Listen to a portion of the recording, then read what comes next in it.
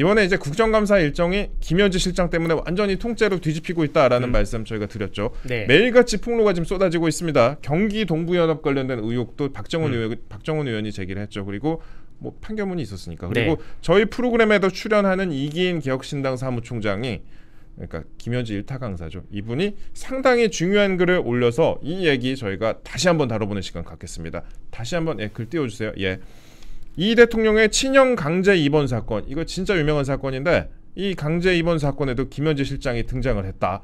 그런 내용입니다. 그러니까 김현지라는 사람이 지금 1인 지하 만인 지상. 이재명 아래만 있고 만인의 위에 있는 만사 현통이라고 불러주고 있는데, 대한민국의 지금 가장 주요한 곳에는 다 들어가 있는 것 같아요. 사실 김현지가 출석에, 국회 국정감사 출석에 문제되는 거는 국회 운영이만 문제되는 건데, 어제 김현지 때문에 과방위도 뭐 서로 삿대질하고 싸움이 나고 이런 식으로 흘러가고 있습니다.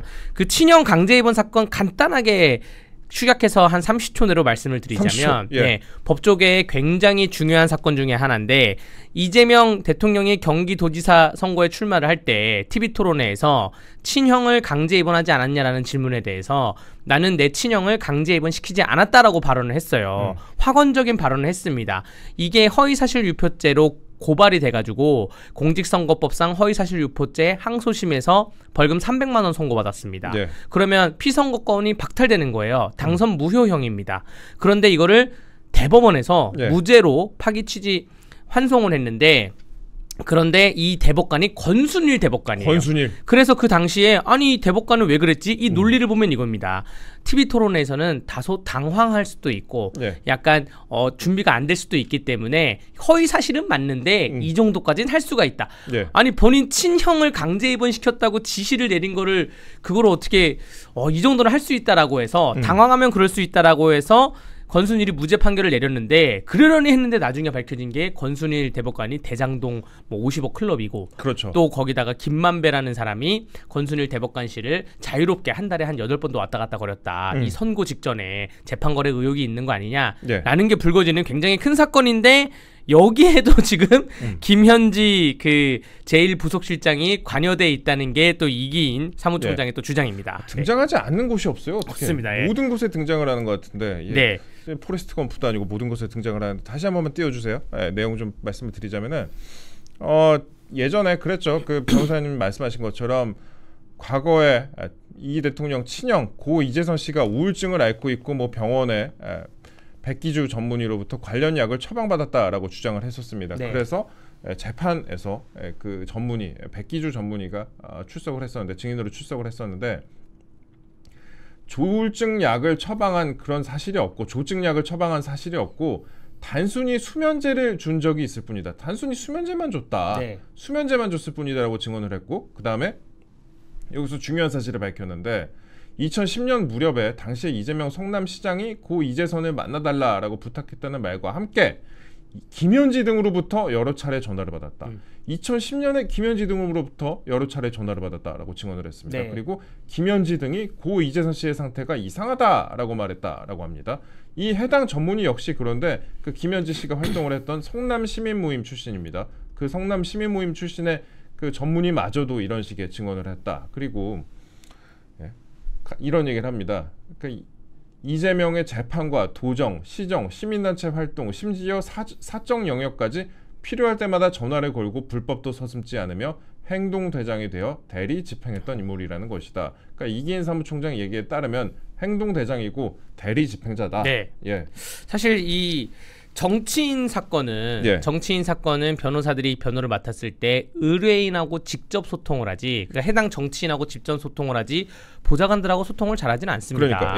왜냐면 보좌관이라 하더라도 뭐 나중에 어떤 일이 발생할 수 있기 때문에 비밀 유지 의무도 있고, 근데 김현지가 저렇게 여기저기 전화를 쑤시고 돌아다닐 정도면 김현지가 곧 이재명이고 이재명이 곧 김현지라는 생각이 들 정도로 어떻게 의사도 김현지랑 통화했고 변호사도 김현지랑 통화했고 뭐 이러한 양상이 굉장히 좀 특이한 양상으로 보여지면서 사실 기초단체는 막 이런 말이 있어요. 시장군수, 뭐 구청장, 낮에 구청장은 선출된 구청장이고 밤의 구청장은 뭐 무슨 비서실장이니 뭐 누구니 이런 말이 있는데 예. 김현지야말로 성남시정을 할 때부터 그러한 용어가 적합한 사람이 아닌가라는 그러한 생각이 좀 있습니다. 2010년에 그리고 보좌관도 아니었을 거예요. 네, 맞습니다. 예. 그냥 외곽 조직에 있는 그 한 사람인데 네. 굉장히 좀 특이한 것이죠. 예. 네. 그러니까 이렇게 행동을 하면 보통은 정상적인 기초 단체장이면 제지를 하죠. 그렇죠. 전화를 해서 지금 이런저런 얘기가 들리는데 너가 왜 들쑤시고 다니냐. 하지 마라. 여기저기 전화하지 마라. 괜히 또 모양새만 이상해진다.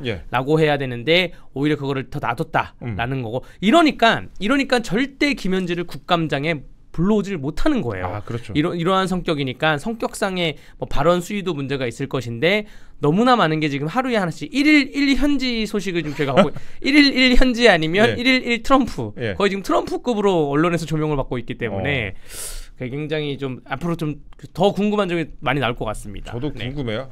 밤 저녁이 되면은 항상 이제 메인 뉴스로 뭐가 하나씩 나오기 때문에 지금 설주환 변호사 입에서도 상당히 중요한 얘기가 많이 나오고 있습니다. 설주환 변호사가 지금 여러 가지 입장을 좀 밝혔는데 2023년에 당시에 이화영 전 부지사, 경기 부지사 전 부지사 사건을 담당을 했을 때 그때 김현지 지금 실장이 전화를 해가지고 검찰이 어떤 걸 물었느냐라고 물어봤다고 합니다. 검찰이 어떤 걸 물었느냐라고 김현지가 전화해서 뭐 조사하는지 검찰이 뭐 조사하는지 물었다라고 얘기를 했고 그 다음에 이 사건을 맡았다고 해서 당 대표실에까지 알릴 필요는 없다고 생각했다. 이게 이제 설주환 변호사의 얘기입니다. 사건 수임 직후에 그런데 김현지 실장에게서 텔레그램으로 전화가 왔다. 사임할 때까지 김 실장에게서 4차례에서 5차례 정도 전화를 받았다. 주로 검찰이 어떤 질문을 했느냐, 이화영이 어떤 진술을 했느냐, 조사 도중에 특이사항이 있었느냐라는 내용들을 물었다. 김 실장이 이 대표의 당시 이재명 대표의 형사사건을 관리하고 있다라고 느꼈다라고 하는 건데 제가 궁금한 부분이 있습니다. 당시에 설주환 변호사는 나도 민주당 소속이었고 총선 출마를 생각했던 시기라 사건을 잘 맡으면 공천에 도움이 될 거라 생각했을 뿐 이 전 부지사를 회유할 이유도 없었고 회유하지도 않았다라고 했습니다. 여기까지 밝혔는데 그럼 법조인으로 보셨을 때 변호인이 회유할 이유가 있어요 여기서? 회유할 이유는 전혀 없고 오히려 이화영 그 부지사가 이재명과 대척되는 다른 진술을 할 때 그걸 막았겠죠. 왜냐하면 지금 이재명 관련된 변호인들은 다 공천을 받아가지고 국회의원이 됐는데 지금 설주환 변호사도 그럴 생각이 있었다 한다면 그걸 오히려 반대척에 섰을 것이지 이화영 전 부지사를 회유할 일은 없었고 좀 희한한 게 저희가 그런 게 있습니다. 변호사들이 조직 사건을 할 때 우두머리를 맡잖아요. 조직의 수계나 두목, 우두머리를 맡아서 변호를 하고 있을 때 가끔 하부 조직원들이 전화가 올 때가 있어요. 우리 두목 조사받을 때 무슨 얘기 나왔어요? 우리 그런 얘기 물어볼 때가 있어요. 근데 이거는 왜 물어보냐면 이 사건에 그 하부 조직원도 관련이 돼 있는 겁니다. 그렇기 때문에 혹시 우리 두목이 조사할 때 내 이름 나왔어요? 이걸 물어보는 거예요. 자, 이화영 전 부지사의 대북 송금 사건에서 김현지라는 사람이 변호사한테 전화해가지고 진술에 뭐가 나왔죠? 물어보는 거는 김현지는 과연 이 대북 송금 사건에서 자유로울 수 있을까라고 의문을 가질 수밖에 없는데 이거를 왜 저희가 지금 취재를 많이 못하고 있냐면 이화영 대북 송금 사건은 국정원하고 좀 연관되는 사건이어서 재판이 일단 공개가 안 됩니다. 재판에 다른 사람들이 방청을 할 수가 없어요. 언론도 방청할 수 없고 판결문도 공개가 안 됐어요. 그리고 기록도 저희가 볼 수가 없습니다. 그렇기 때문에 그 기록 안에 김현지 이름이 있는지 없는지 모르는 거예요. 경기 동부 연합 시절부터 김현지 이름이 나왔다는 거 아니에요. 모든 경기도에 있는 판결문에. 그럼 대북 송금 판결문에도 제가 보기에는 김현지 이름이 좀 있을 것 같다고 저는 그 생각이 됩니다. 판결문이 아니더라도 뭐 기록이라도. 그러니까 김현지는 그게 궁금해서 물어봤을 가능성도 좀 있습니다. 이화영 전 부지사한테 그 직접 물어보니까 설주환 변호사한테 전화를 걸어서 혹시 내 이름 나왔어요? 라고 약간 그러한 뉘앙스로 물어보는데 굉장히 그러니까 이러한 모든 것에 이재명 경기도지사가 있던 대북 송금이던 뭐 성남시장 때 경기 동부 연합이던 모든 것에 김현지는 다 연결돼 있다. 없는 곳이 없다. 그런 것으로 보여집니다. 알겠습니다.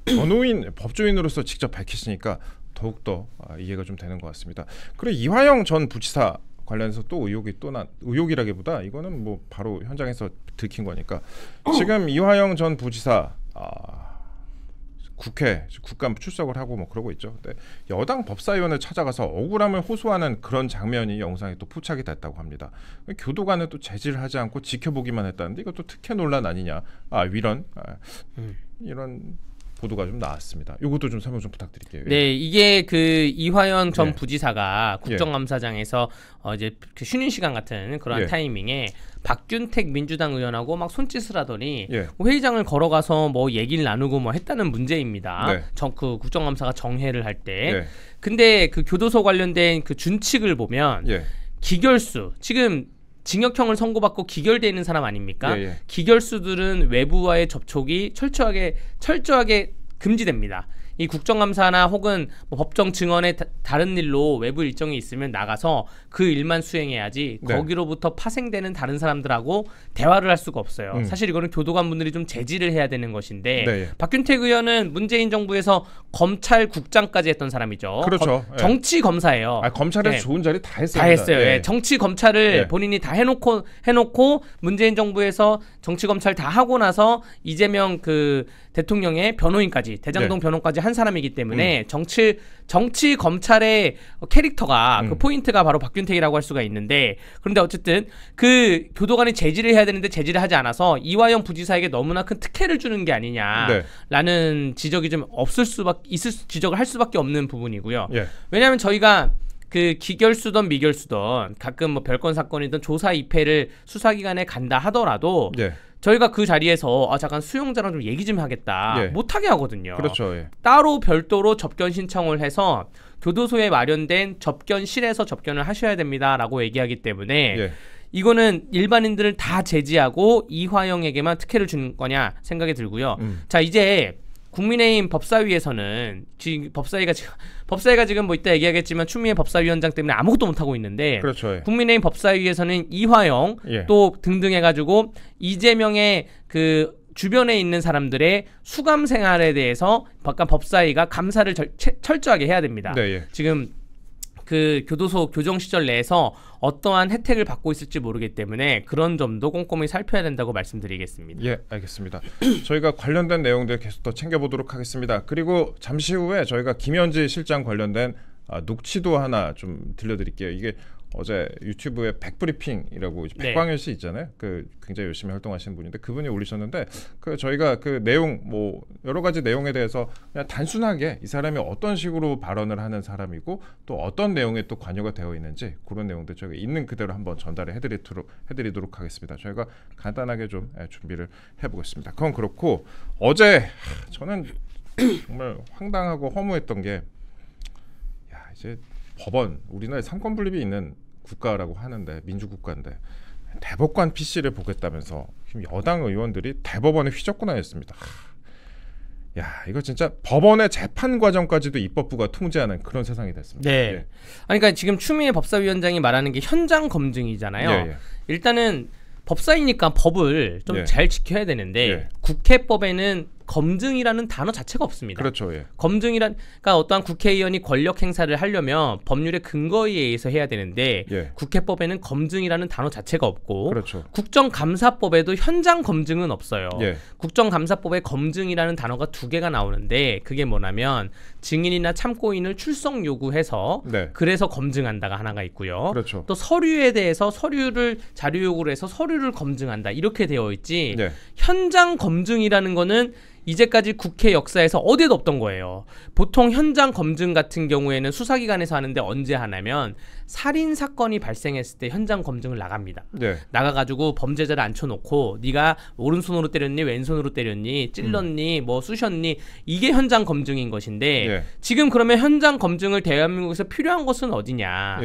그 양평 면사무소 사무관께서 유명을 달리하셨잖아요. 세상을 떠나셨는데 그분이 이제 그분 유서를 보면 조사를 받을 때 굉장히 강압적인 조사를 받았다고 하고 거기에 실제로 수사관의 이름도 적혀 있습니다. 그러면 지금 대한민국에서 현장 검증이 가장 필요한 것은 국가의 강압적인 수사로 인해서 일반 국민이 목숨을 끊었는데 그 수사 현장을 현장 검증해야죠. 특검을 현장 검증을 하는 게 이게 법사위의 역할인데 지금 현장 검증이라는 게 서류상 그러니까 현장 검증이라는 거는 다 준칙이 있고 정해진 절차가 있어야 되는데 아무것도 준비돼 있지 않은 상태에서 갑자기 어제 국정감사 하다가 추미애 법사위원장이 현장 검증하겠습니다. 일어나세요. 그러니까 그렇죠. 뭐 어디로 가겠다는 거, 뭘 어떻게 하겠다는 것도 모르는 상태에서 매뉴얼이 정해지지 않은 상태에서 현장 검증을 한다니까 다 우왕좌왕하고 검증도 제대로 되지 않는 거고 감사도 제대로 되지 않는 거고 결국 지금 가장 큰 피해를 보고 있는 사람들이 법사위 국회의원실에 있는 보좌관들, 보좌진들. 지금 법사위 국정감사를 위해서 1년 내내 굉장히 열심히 준비해 왔는데 본인들이 준비한 것을 꽃을 피우지 못하고 있다. 이게 다 추미애 때문이다. 그렇게 말씀드릴 수 있습니다. 네, 진짜 저도 상상도 못했어요. 이게 그러니까 그리고 또 민주당 의원들이 조희대 대법원장을 어제 30여 분간 세워놓고 이 대통령 사건을 왜 빨리 재판하겠느냐 등의 질문을 또 추구까지 했다. 그거는 88페이지의 답변서에 다 적혀 있어요. 그렇죠. 그게 좀 언론에 좀 공표가 됐는데 88페이지 답변서가 뭐 내용을 보면 이제까지 우리가 다 아는 그런 내용입니다. 1심, 2심을 2년 넘게 했다. 2년 넘게 한 그 공직선거법에 사건이 없는데 이재명 대통령이 출석 안 하고 등등 해가지고 총 53차례, 53차례나 그 법률적인 절차를 거부했다라는 언론 보도까지 있었습니다. 그러니까 재판 안 나오고 조사 안 받으러 가고 뭐 이런저런 뭐 핑계 대면서 여기저기 돌아다니고 하다 보니까 1심, 2심을 2년 넘게 하다 보니 대법원에서는 더 이상 할 게 없다라는 게 하나가 있고요. 또 답변서 내용을 보면 대법원은 사실심이 아니라 법률심이다. 이거는 김문기 처장을 아냐 모르냐 그 한마디를 가지고 법률심을 따지는 거기 때문에 사실심은 이거 어차피 TV 토론이기 때문에 동영상도 있고 원래 허위사실 공표죄라는 거는 명예훼손도 그렇고 모욕죄도 그렇고 말을 한 적이 있냐 없냐부터 사실심 따지거든요. 근데 이건 동영상이 있기 때문에 그런 거 따질 필요도 없고 법률심이기 때문에 빨리빨리 진행할 수가 있다. 이러한 88페이지에 논거가 다 있습니다. 그 민주당 의원들이 그거를 국민의힘에 안 주고 본인들끼리만 돌려보겠다고 했는데 안 읽어봤겠죠. 혹은 읽어봤는데 뭐 문해력이 떨어져가지고 이해를 안 했던가. 충분히 그 내용이 있는데 이거를 물어본다는 거는 그냥 조희대 대법원장 면박주기고 그냥 사법부 흔들기라고만 보여지는 거고요. 이 조희대를 왜 흔드냐? 사법부를 왜 흔드냐? 내년 2월에 있는 인사이동에 그 대법원장과 그 법원 행정처장이 이재명이 재판하고 있는 5개의 재판부에 대해서 인사 이동이 있는데 그 인사 이동을 본인들 입맛에 맞게 민주당의 입맛에 맞게 해야 되는 거예요. 이게 상권 분립이기 때문에 사법부의 인사권은 입법부랑 행정부가 못 건듭니다. 그렇죠. 그 절대 못 건드는데 만약에 다른 판사가 가게 되면 이재명 대통령의 재판이 변론 재개가 될 수가 있습니다. 그 헌법 103조에 의해서 양심에 따라 독립적으로 판단할 수 있기 때문에 그런 것이고 아니 민주당이 잘하는 게 있잖아요. 탄핵. 민주당이 만약에 조희대 대법원장이 이게 문제가 있다라고 하면 탄핵 소추안을 의결하면 되는데 탄핵 얘기는 전혀 하지 않고 굉장히 면박주기하고 있는데 조희대 대법원장께서 굉장히 단단하신 분 같아요. 그냥 제가 보기에는 사기 재판만 했으면 더 단단하죠. 그렇죠. 아니 그 법사위에서 제가 한 90분 동안 표정을 보면서 아주 대법원장께서는 무슨 생각을 하실까 머릿속으로 이민 갈까 생각도 하지 않을까 이 정도 그러니까 되게 단단하게 버티시는 것 같습니다. 그렇습니다. 그리고 지금 또 여당에서 지금 주장하는 게 지금 하고 있는 게 대법관을 14명에서 26명으로 증원한다. 원래 뭐 100명으로 증원한다 이런 얘기도 있었는데 26명으로 증원을 하겠다. 20일 날 발표를 한다고 합니다. 20일 날 사법개혁이라고 하면서 드디어 이제 검찰 폐지에 이어서 사법부도 지금 건드기 시작했는데 대법관을 26명으로 현행보다 12명 늘리는 그런 법안 거의 2배가 됐습니다. 이런 법안을 지금 발표를 한다고 하는데 사법개혁 방안을 공개를 한다고 하는데 이 중에서 그러면은 늘어나는 대법관을 만약에 이재명 대통령이 모두 임명할 경우에는 임기 말까지 26명 가운데 22명을 지금 이 대통령이 임명한 대법관으로 채울 수가 있다. 이렇게 되네요. 이게 이제 아까 제가 말씀드린 이재명 대통령의 지금 그 재판 지금 5개의 재판 진행이 중지된 거랑 비슷한 건데 새로운 판사가 왔을 때 또 이재명의 입맛에 맞게 재판을 계속 중지시키면 오케이 넌 대법관 후보자 이렇게 콜 사인이 갈 수가 있는 거예요. 대법관 수를 늘려놨기 때문에 그리고 대법관 수를 늘게 되면 법정 안정성에 굉장히 큰 피해를 갖게 됩니다. 법이라는 게 법정 안정성을 가져서 국민의 예측 가능성을 있게 판결을 해야 되는데 사람이 많으면 사공이 많으면 배가 산으로 간다 그러잖아요. 그렇기 때문에 이게 2배 정도로 늘리게 되면 법정 안정성이 훼손될 수 있다는 점이죠. 알겠습니다. 거기다가 지금 나머지 이제 4심제 재판 소원 포함되고요. 예. 또 민주당이 추진하는 사법개혁 5대안 중에 압수수색 영장 사전 실질 심사 제도가 있습니다. 예. 여러분들 지금은 구속 영장이 있고 압수수색 영장이 있어요. 네. 구속 영장의 경우에는 영장 실질 심사 제도를 합니다. 사전 실질 심사 제도. 예. 그걸 해가지고 박성재 법무부 장관도 기각이 돼서 나왔고요. 예. 이진숙 방통위원으로 나왔죠. 예. 이 제도는 저희가 이해를 하고 있어요. 근데 압수수색 영장은 사전 실질 심사 제도가 없습니다. 예. 압수수색을 뭐 미리 야 우리 다음 주에 압수수색 갈 건데 영장 한번 하고 실질 심사 할 테니까 출석해. 다음 주에 갈게. 이렇게 하면 압수가 되겠어요? 이 노트북 같은 거 다 숨겨놓고 하겠죠. 그렇죠. 예. 근데 지금 민주당이 추진하는 이러한 압수수색의 사전 실질 심사 제도와 네. 사심제 대판 있잖아요. 예. 이거는 범죄자들이 굉장히 원하던 거예요. 피고인들이 그렇죠. 굉장히 원하는 거예요. 시간 끌기 가장 좋은 거죠. 예. 시간도 끌고 항상 대법원에서 종결이 되면 이 범죄자들은 변호사님 여기서 끝인가요? 하나도 없나요? 없습니다. 이제 우리 3심제예요. 없어요. 이러는데 진실과 정의의 법정 이런 거 없습니다. 근데 진실과 정의의 법정. 근데 범죄자들은 한 번 더 하고 싶어하는 거죠. 또 압수수색도 범죄자들은 가만히 있다가 갑자기 와서 휴대폰 뺏어가니까 미리 연락 안 주나요? 연락 안 준다. 압수수색 할 때. 근데 지금 민주당이 연락 주는 걸 취하려고 하는 건데 지금 캄보디아 사태 때문에 대한민국이 난리지 않습니까? 그 캄보디아 사태를 비추어 보면 이건 사법 개혁이 아니라 사법 후퇴예요. 범죄자만 좋게 되는 거고 여러분들 캄보디아에 있는 각종 그러한 범죄 조직들을 우리 소탕으로 가는데 미리 전화해가지고 야 우리 너네 그 푸놈펜 갈 거니까 압수수색 다음 주에 간다. 사정 실질 심사 제도 하니까 그때 한 명만 출석해야 돼. 이게 무슨 수사입니까? 정말 범죄 대한민국을 만들려고 지금 민주당이 발악을 하는 거라고 좀 생각이 됩니다. 알겠습니다. 저희가 계속 주제 이어가고 있는데요. 아까 저희가 김현지 실장 관련된 내용 좀 말씀을 드렸잖아요. 그 어젯밤에 그 백브리핑이라고 백브리핑이라고 그 유명한 유튜브 계시잖아요. 그 민주당 권리당원 출신 유튜버 계시는데 그분이 이제 김현지 실장 관련된 이런저런 뭐 제보 같은 것도 많이 올리고 내용도 많이 올리고 계시고 그런데 오늘 아마 국정감사에서 이 내용 자세히 다뤄질 것 같아서 저희가 먼저 저희도 같은 내용 좀 말씀드립니다. 그 백브리핑 백광현 씨가 올린 내용 그 영상 저희도 같이 좀 같은 내용인데요. 백광현 씨 그 유튜브에서 저희가 관련 내용을 갖고 와가지고 관련된 내용 잠시만 저희가 재생을 해드리도록 하겠습니다. 그래서 이걸 통해서 김현지 실장의 평소 말투 이런 게 어떤지 그 다음에 또 이분이 어떤 부분에 관여를 했는지 등을 좀 간단히 저희가 말씀을 드리도록 하겠습니다. 한 25초 정도 될 것 같은데요. 재생 한번 해보겠습니다. 이 출처는 백광희 씨 유튜브입니다. 왜냐면요 500억짜리 선거를 하는데 6천만 원 차이가 뭐 할 건데 이 부자 선거 때도 20억 차이 됐어요. 6천만 원 차이를 왜 해? 지상 6천만 원 있어요. 그러니까 500억짜리 선거를 하면 한 300억, 그럼 당에서 최소 200을 내고 펀드를 300억을 한다는데 내가 어제 좀 계산을 해봤는데 웃기지 말고 걔네한테 한 300억 땡겨와서 선거를 예비를 치러야 되는 거죠. 근데 무슨 6천만 원 따위는 저한테 이야기하세요. 저희가 일부분만 좀 말씀을 드렸거든요. 일부분만 재생을 좀 드렸는데 내용이 그러니까 왜냐면 500억 선거를 하는데 6천만 원 뭐 할 건데 이런 내용을 얘기를 하고 그다음에 500억짜리를 하면은 뭐 300 그러면 최소 당에서 200억을 뭐 이런 얘기를 합니다. 그러니까 돈 얘기를 굉장히 많이 하네. 500억, 200억 규모가 어마어마한데요. 근데 정치권에서 나온 여러 가지 녹취록이 있지만 돈 얘기 나온 녹취록을 좀 오랜만에 봅니다. 굉장히 그 정치권에서도 찾기 힘든 녹취 파일이 나온 것이고요.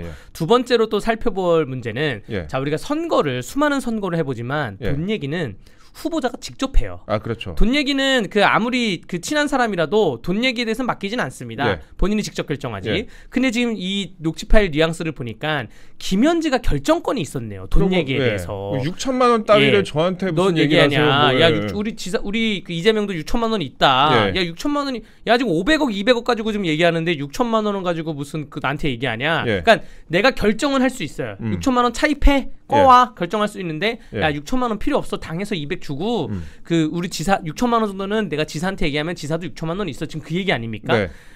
이거는 김현지라는 사람이 굉장히 제가 아까 말씀드린 이재명이 김현지고 김현지가 이재명이다. 이렇게 보여질 수밖에 없는 구조예요. 저는 그렇게 생각하지 않습니다. 제 생각입니다. 혼자 고생하세요. 제 생각이고 그리고 중요한 게 이거 그 백브리핑 이 제보자 이분 보호해야 되겠네요. 이분이 지금 하나만 풀었지 이게 하나 한두 개가 아닐 것 같은데요. 이분이 갖고 있는 파일이 한두 개가 아닐 것 같고 이분을 좀 보호를 하면서 이거 김현지 게이트네요. 김현지 게이트고 김현지 청문회를 따로 만들어야 되지 않나 이런 생각이 듭니다. 오늘 국회에서 이 음성 많이 재생을 할 것 같습니다. 저희도 뭐 저희가 언론사잖아요. 그렇기 때문에 저희는 다른 데서 보도를 했거나 팩트가 있거나 뭐 음성 파일이 있거나 이런 것만 저희가 말씀을 해드리는데 일단 백광훈 씨 유튜브에 이런 내용이 있어가지고 그 중에 일부만 저희가 가져와서 좀 재생을 해드렸습니다. 출처는 백광훈 씨 유튜브에 또 다시 한번 말씀을 드리고요. 오늘 국정감사에서 국힘에서 이거 많이 다루지 않을까 싶습니다. 간단하게 저희가 먼저 이런 내용이 있다 좀 설명을 드렸습니다. 다시 그럼 넘어가도록 하겠습니다. 이번에 특검 얘기 좀 해볼게요. 특검. 지금 뭐 3대 특검 여러 가지 하고 있는데 지금 난관에 많이 부딪혔다, 난관에 많이 부닥쳤다 이런 분석이 많습니다. 특히 양평군청 공무원 사망 사건 관련해서 저희가 이야기를 나눠볼 건데 뭐 필적 감정이니 뭐니 하면서 좀 시간이 엄청 길어지고 있어요. 그런데 특검에서 조서도 못 보여준다라고 하고 있습니다. 조서도 못 보여준다 이런 경우가 있어요? 이거 말도 안 되는 경우고요. 지금 특검이 말을 하는 게 이 조서를 보여주면 정보공개법상 정보공개법 제9조의 비공개 사유 중에 무슨 뭐 수사에 침해가 있을 경우 조서 비공개한다 이 조항을 근거로 조서를 안 보여주겠다는 것인데 특검이 법을 모르는 건지 알아도 모르는 척을 하는 것인지 정보공개법상의 조서는 내 사건 조서를 말하는 게 아니에요. 정보공개법상은 그거는 다른 사람 내가 다른 사람 수사가 궁금해. 제가 이재명에 대한 수사가 궁금해서 청구하잖아요. 그럼 그게 거부당하거든요. 네 사건이 아니니까. 근데 내가 내 사건의 피의자 신문조서 내가 조사받았던 조서를 보겠다라고 하는 거는 형사소송법에 근거가 되어 있습니다. 정보공개법이 아니라 형사소송법에 피의자에 대한 열람복사 청구권은 피의자의 권리로 되어 있는데 근데 이 근거로 청구를 했더니 딴소리를 지금 특검이 하고 있는 겁니다. 내가 경찰서랑 검찰에 조사를 받고 왔을 때 내가 조사받은 것도 못 보냐 이런 경우는 대한민국에 없어요. 전혀 없다고 말씀드릴 수 있고요. 저도 뭐 경찰 검찰 뻔질나게 돌아다니는데 갔다 오자마자 그 복사 신청하거든요. 바로 복사해서 볼 수가 있습니다. 이 특검이 그럼 이게 좀 문제가 되는 게 뭐냐면 어차피 특검이 기소를 할 거 아니에요. 기소를 하면 검사들은 객관적 의무가 있어서 조사했던 모든 조서를 다 첨부해야 돼요. 그 영상 녹화했으면 영상 녹화 첨부해야 되고 어차피 나중에 밝혀질 증거인데 잘 밝혀질 것인데 이걸 왜 지금 꽁꽁 싸매고 있는지는 전혀 이해가 안 됩니다. 특검이 지금 그 편법이나 혹은 불법을 자행하면서까지 뭔가 숨기려고 하는 게 있는 것처럼 보여집니다. 지금 유튜브에 뭔가 오류가 있나? 지금 저희가 이거 파일을 재생해서 그럴 건 아니겠죠. 설마 그건 아닌 것 같은데 유튜브 오류 지금 관련 키워드 검색량이 급증하고 있습니다라고 유튜브 자체에 좀 오류가 있는 것 같습니다. 지금 여러 채널에서 약간 오류가 있는 것 같다. 유튜브 자체 오류가 있는 것 같다라고 나옵니다. 공격받은 건가요? 여러분들 목소리는 들리시는 거고. 라고 저는 말하지 않았습니다. 근데 아무튼간에 지금 저희 댓글 보니까 유튜브 좀 이상하다라고 말씀하신 분들이 있는데 우리 것뿐만 아니라 다른 채널도 조금 문제가 있는 게 있는 것 같습니다. 잘 나왔다는 분도 계시고 뭐 소리만 나온다는 분도 계시고 유튜브 자체가 문제 있다는 분도 계시고 자체 지금 문제가 있는 것 같이 PC가 다 안 된다는 분도 계시고 무섭네요. 그건 이렇게 되면은 오늘 할 말은 해야죠. 저희가 해야 될지 모르겠는데 그래도 준비한 내용은 다 해야겠죠. 이게 지금 만약에 못 보시더라도 나중에 영상 이렇게 업로드 된 거라도 보셔야 되니까요. 지금 유튜브 자체에 문제가 있는 것 같아요. 저희 채널뿐만 아니라 여러 가지 문제가 있는 것 같은데 양해 좀 부탁드리겠습니다. 이런 일이 있네요. 방송하다가 저희가 1년 반 만에 또 1년 반 동안 이런 일은 거의 없었는데 이런 일이 있습니다. 특검 얘기 조금만 더 해보도록 하겠습니다. 영장 줄기각의 살인특검 5명, 안팎으로 암초 만난 3대 특검 보도가 지금 특검 관련돼서 보도가 좀 많이 나옵니다. 특검 지금 수사가 암초로 만났다. 그러니까 역대 대한민국에 여러 가지 특검의 역사가 있는데 사실 특검이라는 제도가 처음 출발했을 때부터 그 특검이 출발했을 때 그때 신문 헤드라인이 뭐였냐면 특검이 밝혀낸 거는 앙드레 김 디자이너 앙드레 김의 본명밖에 없었다. 뭐 이런 얘기가 있거든요. 특검 청문회 할 때 그때 뭐 본명을 말씀하셔가지고 고 앙드레 김 선생님께서 근데 지금 특검의 역사 속에서 봤을 때 가장 무능한 특검인 것 같아요. 결국 뭐 국민들이 이미 알고 있는 내용. 예. 뭐냐면 뭐 특검마다 뭐 여러 가지 특검 종류가 있지만 예. 이미 헌법재판소 탄핵 심판할 때 그때 생중계로 보여지지 않았습니까? 그렇죠. 예. 그때 국민들이 본 거랑 한 발자국도 앞으로 나가지 않았어요. 네, 예. 그리고 뭐 순직 해병 관련된 문제도 한 발자국도 앞으로 나가지 않았으니까 네. 그러니까 무리해가지고 일단 사람부터 잡아놓고 보자라고 해서 구속영장을 청구하는데 속속들이 다 기각이 되고 있고요. 예. 그 가장 특이한 거는 지금 그 해병특검에서 오동훈 공수처장에 대해서 입건을 했다고 합니다. 이거 뭐예요? 오동훈 공수처장하고 예. 공수처에 있는 부장들도 몇 명 입건을 했다고 해요. 네. 차장들을. 예. 직무유기 혐의라는데 예. 이 공수처가 그 오동훈 공수처장이 그 전 그 공수처에 있는 어떤 부장의 그 고발을 접수하고도 그 위증 혐의에 대한 고발을 접수받고도 의도적으로 수사를 지연시켰다라는 것인데 네. 이게 약간 일단은 해병 특검과 관련돼 있는지 그게 좀 궁금한 부분이고요. 예. 두 번째는 직무유기라는 죄는 그 입증하기가 굉장히 힘듭니다. 왜냐하면 일은 안 할 수가 있어요. 네. 이 공무원이 일을 안 할 수가 있는데 예. 근데 이게 일부러 안 한 것인지 내가 뭐 뒷돈을 받아서 안 한 것인지 내 친인척 문제라서 안 한 것인지 이런 직무유기인데 예. 게을러서 안 할 수가 있거든요. 예. 다른 일이 또 바쁠 수가 있어요. 네. 내가 지금 일이 많아가지고 이 일을 천천히 해야지라고 바쁠 수가 있어요. 네. 그러면 직무유기가 또 아닙니다. 근데 이거를 죄명을 직무유기로 그 입건을 했다는 거에 대해서 예. 굉장히 이걸 어떻게 입증하려고 그러지? 그러니까. 나중에 이것도 입건해놓고 기소를 안 하면 어떤 창피를 떨려는 거지? 라는 생각이 들면서 네. 공수처장하고 공수처에 있는 차장들을 다 지금 입건해서 날려버리면 지금 검찰도 해체하는데 예. 공수처는 누가 들어가겠다는 거지? 그러니까. 이런 생각도 좀 들고 특검이 정말 산으로 가고 있어요. 예. 산으로 가고 있고 특검 뭐 연말 되기 전에 그냥 검찰이 객관적 의무 아까 말씀드렸는데 네. 검찰이 수사를 하다가 특검도 똑같아요. 특검도 수사를 하다가 수사를 해보니까 문제가 없다. 예. 그러면 그냥 종결해야죠. 수사 종결. 네. 수사 종결하고 이미 지금 그 관련돼 있는 사건들은 관련자들이 다 재판을 받고 있지 않습니까? 네. 군사법원도 재판 돌아가고 있고 또 그 윤석열 대통령께서도 재판 돌아가고 있는데 특검이 더 이상 할 거는 없을 것이라 저는 생각이 됩니다. 예. 네. 이제 이러다 보면 한두 명씩 나옵니다. 거기 들어간 이제 검사들, 수사관들, 변호사들 들어갔다가 이제 저는 올해까지만 이런 식으로 해서 뭐 하려고 나가서 변호사 개업하겠습니다. 이런 식으로 해서 특검이 한두 명씩 나올 거라 생각됩니다. 특검도 문제인데 유튜브도 불안불안하네요. 지금 저도 새로 고침을 하고 있는데 계속 블랙아웃 되고 있어요. 저는 나오네요. 전 잘 나와요. 또 새로 고침했는데 왜 내 것만 이러는 거지? 시청자 여러분들 양해 말씀 다시 한번 부탁드립니다. 제가 특검 관련해서만 그러면 조금만 더 이야기 나눠볼게요. 일단 아까 저희가 특검 얘기하면서 지금 조서 못 보여준다는 특검 얘기를 했잖아요. 그리고 지금 양평 공무원 돌아가신 그 면장님의 담당 변호인이 조사 기록을 요청했는데 이것도 거부당했다. 이런 사건도 또 이런 내용도 좀 있었고요. 그 다음에 지금 또 국민의힘하고 변호인이 강압 수사를 주장하고 있습니다. 양평 사건에 대해서 허위 진술 조서다라고 또 이렇게 주장을 하고 있습니다. 그래서 지금 특검과 관련된 여러 가지 이슈가 제기가 되고 있다. 이게 원래 특검 예전에 기억하실 거 아니에요? 2016년 당시에 이른바 국정농단이라고 하면서 2016년, 17년 하면서 대대적으로 밀어붙였던 그 특검하고는 지금 상당히 다른 모습으로 좀 전개가 되고 있다. 좀 일반 대중들에게 특검, 내란, 계엄 이런 얘기하면은 뭐야 그냥 별로 신경도 안 써요. 이게 지금 양평 그 사망하신 면장님 그 면장님 조사만 이렇게 했을까라는 의문이 듭니다. 그 양평군 공무원들을 아주 다 쥐잡듯이 잡은 것 같아요. 2016년에 그 있었던 그 지구 개발에 대해서 이거 이미 2016년이면 언제적입니까? 문재인 정부 출범도 전의 얘기예요.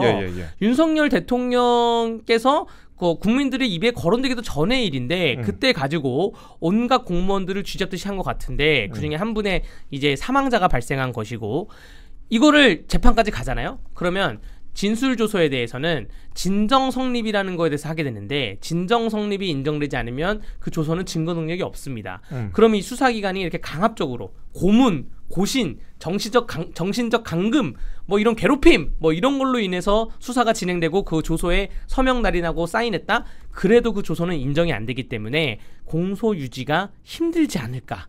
양평 공공지구 개발 특혜에 대해서는 내려놔야 돼요. 김건희 특검이 그냥 아예 내려놓는 걸 추천드리고요. 그럼 여기서 왜 이런 문제가 발생하냐? 네. 김건희 특검 같은 경우에는 이런 얘기가 돌았죠. 어떤 얘기? 일단은 특검 검사가 네. 검사 출신이 아니라 판사 출신이세요. 판사 출신. 수사를 안 해본 사람. 그렇죠. 그리고 나머지 특검 그 보들도 들어간 사람들이 변호사 출신들이 들어간 거예요. 변호사 출신 2명, 그다음에 문홍주 특검보 같은 경우에는 또 판사 출신이고. 그러니까 수사를 안 해본 사람이 들어간 거야. 안 해본 사람이. 수사를 안 해보면 여러분들 수사 능력도 중요하지만 가장 중요한 게 뭐냐면 수사에서 요즘 지켜야 되는 형식과 절차가 있습니다. 뭐 예를 들어서 제가 지금 수사받으러 검찰에 가잖아요. 2명씩 있어야 돼요. 그러니까 누구 대기하는 사람이 지켜봐야 되고 아까 말한 강압적 수사를 배제하기 위해서 그리고 무슨 뭐 점심시간 줘야 되고 심야 조사 금지되고 형식과 절차가 있는데 수사를 안 해본 사람들은 그게 모르는 거예요. 그냥 예전에 사법연수원 들어갔을 때 배웠던 쌍팔년도식 수사 있잖아요. 야 불어. 그냥 너 안 불면 안 끝나. 이런 식으로 해서 수사를 하기 때문에 그래서 김건희 특검의 수사에 본질적인 문제가 좀 있을 것이다라고 예측이 됩니다. 알겠습니다. 그리고 제가 변호사님 오늘 힘들게 오셨는데 죄송합니다. 오늘 방송이 이상해요. 그래서 보도가 좀 떴습니다. 속보가 막 떴는데 유튜브 접속장에 모바일 등 일부 기기 재생 오류 뭐라고 이렇게 이제 속보가 떴습니다. 이게 이런 일이 있습니다. 국정자원 화재하고는 또 다른 뭐 이유일 것 같은데. 그러게요. 저희가 근데 갑자기 음성 재생하자마자 이런 일이 있어갖고 무섭네요. 무서워요. 그래도 내일 지구가 멸망해도 한 그루 사과나무를 심듯이 저희는 끝까지 방송 한번 하겠습니다. 마지막으로 준비한 내용 백혜룡 수사팀 이거 좀 말씀드릴게요. 백혜룡이라는 경찰이 있습니다. 경정입니다. 순경으로 들어오셔가지고 이제 오랫동안 근무를 해서 이제 경정까지 올라왔는데 한 지구대장이나 형사과장 정도 됩니다. 경정이면은. 마약 수사 외압 의혹이라고 본인이 이제 제기를 했어요. 본인이 그 수사 외압 의혹의 그 피해자다라고 주장을 하고 있는 사람인데 그래서인지는 모르겠습니다만 뭐 어떤 얘기를 했냐면은 윤 전 대통령 부부가 내란 자금을 모으려고 마약을 뭐 어떻게 했다. 마약을 국가사업화처럼 했다. 독점했다. 마약 사업을 독점했다. 이걸 뭐 어떻게 해석해야 되는지 참 희한한 초식인데. 이 대통령이 그런데 뭐 의혹을 철저하게 밝히라면서 이문정 지금 동부지검 검사장입니다. 동부지검장하고 백혜룡 경정에게 지시를 했습니다. 지시를 했는데 이거 시작부터 지금 갈등 상황이 벌어지고 있다. 이 백혜룡 팀장 백혜룡 경정한테 이제 팀을 하나 꾸려줬어요. 뭐 5명짜리 팀을 하나 꾸려줬는데 동부지검에서 그랬더니 본인이 이제 25명 정도는 돼야 된다 이렇게 생각을 하나 봐요. 그래서 바로 팀이 꾸려지자마자 휴가를 내고 유튜브에 나가가지고 이문정 검사에 대해서 직격을 했다. 이건 모욕적이다. 수사하지 말란 거다. 혼자 가서 뭐 하겠냐 이렇게 이렇게 얘기를 하는 것 같습니다. 요거 대통령이 책임져야죠. 책임져요. 이재명 대통령이 직접 책임지시길 바랍니다. 왜냐면 사람 보는 눈이 이렇게 없었어야 되겠습니까? 대통령이 한다는 거는 사실 90%가 인사권이거든요. 알고 이렇게 한 거 아니에요? 장관 알고 했으면 사람 보는 눈이 정확히 있는 건데 장관 차관을 임명하던가 혹은 공기업, 공단, 공사 사장들 임명하는 게 대통령의 역할인데 인사가 만사다 하면서 인사권만 하다가 대통령 임기가 끝나는데 이 백혜룡 경정에 대해서 이 경정을 수사기관이 데리고 가라. 데리고 가서 수사의 권한을 줘라. 직접 수사하게 하라라고 대통령실에서 거의 검찰청법을 위반하는 수준으로 대통령실 공지가 내려오지 않았습니까? 그렇죠. 그걸 또 대통령실에서 대통령이 이렇게 지시를 내렸다라고 언론에 막 뿌리고 막 했는데 이거 그러면 근데 정작 수사에 갔던 그 백혜룡 경정은 난 못해 먹겠다. 이문정이 넌 나에게 모욕감을 줬어. 그럼 모욕감을 안겨줘서 난 못하겠다. 이거 대통령이 책임져야 됩니다. 대통령이 다시 그럼 하지 마 이러던가 혹은 아니면 달래주던가. 이렇게 해야지. 이거 지금 결국 대한민국의 지금 백혜룡 이분이 주장하는 게 자기가 마약 수사를 했었는데 그 마약 진술자들, 마약 범죄자 얘를 잡아왔더니 말레이시아 관련자를 잡아왔더니 얘가 하는 말이 우리 세관하고도 연결돼 있어요라고 얘기했다는 거예요. 세관 직원이 우리를 뭐 통과시켜줬어요. 얘기했다는 건데 주장만 있었다는 거죠. 주장만 있는 겁니다. 여러분들 명확해요. 그러면 그 세관 직원 누군지 잡아오면 됩니다. 그 세관 직원도 그날 근무도 안 했다고 왜 잡아오고 그리고 나서 세관 직원 주변에 있는 계좌번호 다 따면 돼요. 현찰을 따던가. 근데 지금 웃긴 게 마약 수사는 요즘 어떻게 가냐면 마약은 여러분들 피해자가 있는 범죄가 아니잖아요. 폭행, 뭐 성범죄, 뭐 교통사고 피해자가 있는 범죄여서 양형 자료에 피해자랑 합의를 하면 형량이 확 줄어듭니다. 근데 마약은 내가 혼자서 한 거기 때문에 피해자가 없잖아요. 그럼 형량을 어떻게 줄여야 되냐? 위에 상선을 막 불어야 되는 거예요. 공적 조서를 쌓기 위해서. 상선. 그래서 그쵸, 예. 그래서 마약쟁이들이 별별 얘기를 다 해요. 예. 이거 누구한테 받았다. 혹은 예. 어디 공무원이 우리 도와줬다. 예. 사실 그 중에 거의 거짓도 많거든요. 예. 그러니까 백혜령 경정이 그거를 사실 여부를 확인한 다음에 발표를 해야 되는데 네. 그 진술 하나만 가지고 세관 직원이 연루돼 있다고 보도자를 뿌리려고 하니까 네. 그러니까 경찰청에서 뭐 하는 거야? 네, 경찰 상선이 야 알아보고 발표해. 예. 야 알아보고 발표해야지. 수사 마무리 단계에서 발표해야지. 수사 시작도 안 했는데 세관 직원이 연루돼 있다고 발표하면 이거 대한민국 이상해지는 거 아니냐라고 해서 말린 거를 지금 외압이라고 생각하고 있는 거예요. 백혜령 경정은. 네. 그걸 가지고 대통령은 대통령도 변호사고 법조인이었잖아요. 네. 마약에 대해서 마약 사건 잘 안 해보신지는 모르겠지만 그걸 보고 대통령이 이 사람 수사기관에 껴넣었더니 이문정 동부지검장이 너는 한 5명 정도가 적당해 이거고 네. 백혜령 경정은 난 20명 줘야 되는데 안 주면 나에게 모욕감을 줬어 해서 예. 출근 또 하기 전에 휴가를 썼다는 얘기입니다. 예. 이거 대통령이 해결하시기 바랍니다. 대통령이 싼 똥 대통령이 치워야죠. 빨리빨리 치우시기 바랍니다. 지금 뭐 발언을 강력하게 하시는데 저는 강대규 변호사의 의견에 동의하지 않습니다. 예. 그리고 힘드네요. 그건 그렇고 유튜브 때문에 힘들어요. 아무튼간에 그 백혜령 경정이 이문정 지검장이 계속 저를 곤궁에 빠뜨리는 이유를 모르겠다. 임 검사장과 특별한 감정은 없지만 저를 모욕하지 말아줬으면 한다라고 강조를 했다고 합니다. 모욕하지 말아줬으면 좋겠다.